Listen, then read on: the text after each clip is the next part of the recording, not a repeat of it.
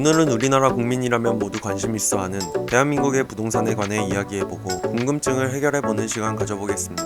문재인 정부가 들어오고 대한민국 공공주택 공시가격은 약 70% 정도 상승했습니다. 이는 부동산 관련 데이터 공개가 체계화하기 시작한 2003년 이후 역대 정부와 비교했을 때 가장 높은 수치입니다. 정부는 오르는 집값을 안정시키기 위해 5년 동안 각종 정책들을 시장에 꾸준히 내놓았지만 오히려 집값은 무섭게 올랐습니다. 대체 지난 5년간 대한민국의 주택 가격이 왜 이렇게 많이 오른 것일까요?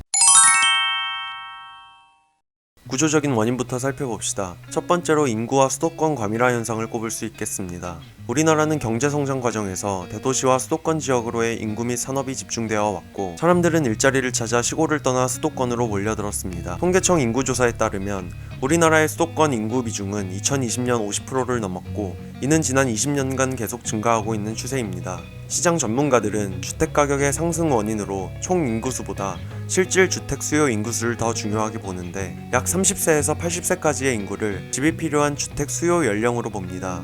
노동을 하고 경제를 이끌어갈 연령층이 일자리를 찾아 수도권으로 몰리면서 주택 수요가 크게 증가하게 된 것이죠. 사실 도심에 인구가 쏠리는 현상은 우리나라뿐만 아니라 전 세계적으로 발생하고 있는 현상입니다. 그렇지만 미국의 경우 한국과 비교했을 때 영토는 100배 이상 넓지만 인구는 고작 6배 정도 많은 수준이라 인구 과밀화 현상도 상대적으로 적을 뿐이죠. 1960년대 미 외교관이었던 그레고리 핸더슨이 쓴 소용돌이의 한국정치라는 책에는 한국은 모든 원자화된 요소들이 중앙으로 돌진해 상승작용을 일으킨다 라고 나와 있습니다. 이는 한국 사회의 수도권 중심주의가 50년 이상 이어져 온 것을 확인할 수 있죠. 이와 같은 문제점을 알고 있는 인수위에서도 2022년 4월 18일 지역균형발전특위 전체회의에서 한국 사회의 수도권 중심 사고를 깨는 것을 국가의 난제로 규정하고 이와 같은 쏠림 현상이 지속될 경우 국가의 미래는 없다며 지방시대를 열어야 한다고 목소리를 냈습니다. 과연 이달 들어오는 정부에서는 수도권 과밀화 현상 문제를 해결할 수 있을지 지켜봐야겠네요. 부동산 가격의 두 번째 상승 이유는 바로 통화량의 증가입니다. 우리나라는 최근 10년간 경기 회복과 활성화를 위해 지속적으로 저금리 정책을 펼쳐왔습니다. 시장에 돈을 많이 풀어 경기를 활성화시키고 국민들의 생활을 향상시키겠다는 목적이었죠. 게다가 코로나19 바이러스로 인해 국민들의 생활이 더욱 어려워지면서 정부는 국민들에게 지원금까지 지급하게 되었습니다. 시장에 더욱 많은 돈이 풀리게 된 거죠. 금리를 낮춘다는 것은 그만큼 은행에서 빌린 돈에 대한 이자 부담이 줄어드는 것이기 때문에 사람들은 은행에서 더 많은 돈을 빌리게 됩니다. 이렇게 가계부채는 상승하게 되었지만 빌린 돈들은 정부에서 생각한 것만큼 시장에서 순환하지 않았고 주식이나 부동산과 같은 자본시장에 모이게 됩니다. 그로 인해 영끌이란 단어도 생겨나게 되었고 코스피는 사상 처음으로 3,000포인트를 넘는 상황까지 벌어집니다. 이는 1980년대 일본의 모습에서도 찾아볼 수 있습니다. 80년대 일본의 부동산 시장에 형성된 거품이 무너지기 시작한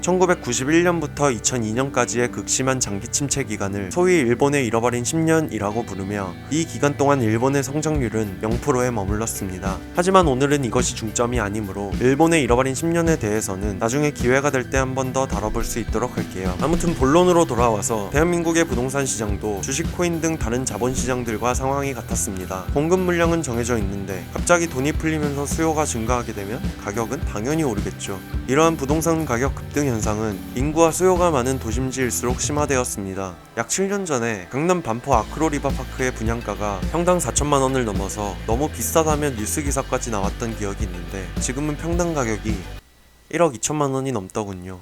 이처럼 서울을 중심으로 부동산 가격이 미친듯이 오르자 정부는 각종 규제를 통해 부동산 시장을 안정시키려고 합니다. 투기 과열지구, 주택담보대출 비율 규제 강화, 갭투자 방지 등등 정말 많은 정책들이 한 달이 멀다 하고 쏟아져 나왔죠. 하지만 부동산 시장은 쉽게 식을 생각이 없었습니다. 서울과 성남 지역을 투기 과열지구로 묶으니 그 돈은 용인, 수원 등 외곽 지역으로 몰렸고 수도권 중에는 6개월이 채 지나지 않아 34평 아파트 값이 2억 원이 넘게 오른 곳도 생겼으니 말이죠. 정말 많은 정책을 내놓았음에도 불구하고 집값이 오히려 치솟자 한편에서는 시장을 이기려 하지 말라는 말까지 나왔습니다. 이쯤 되면 이제 그럼 금리를 올리면 집값이 잡힐 거 아니야? 라고 생각하시는 분들이 있겠지만 시기상 금리 인상 또한 간단히 올려버리지는 못하는 문제였습니다. 금리를 막무가내로 인상하게 되면 우선 대출을 받았던 사람들의 이자 부담이 늘어나고 빌린 돈을 갚을 능력이 떨어져 결국 개인의 신용도 하락과 부도를 맞게 되어 많은 사람들의 생활이 더욱 힘들어지는 상황이 생길 수 있기 때문입니다. 때문입니다. 두 번째로 세계 경제의 흐름을 파악하지 않고 우리나라만 마음대로 금리를 올려버린다면 국내에 들어와 있는 외국 투자 자본들이 금리가 낮은 다른 국가로 빠져나가 버릴 수 있기 때문에 주식이나 부동산 가격의 폭락으로 이어져 영끌 투자를 했던 많은 사람들이 복구 불능의 피해를 볼 수 있기 때문입니다.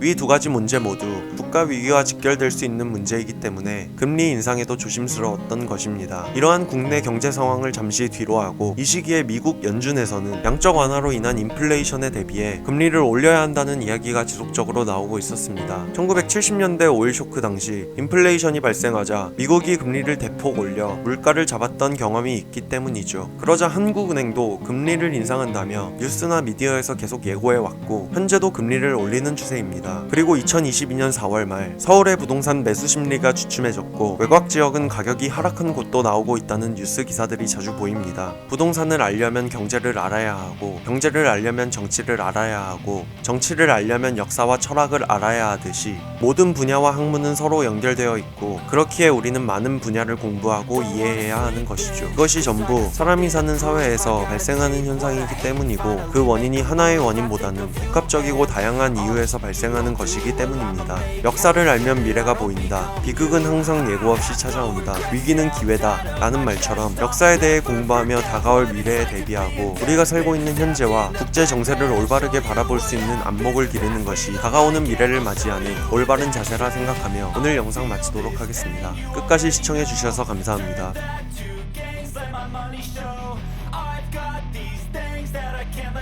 Watch me turn this life into something that you could never own.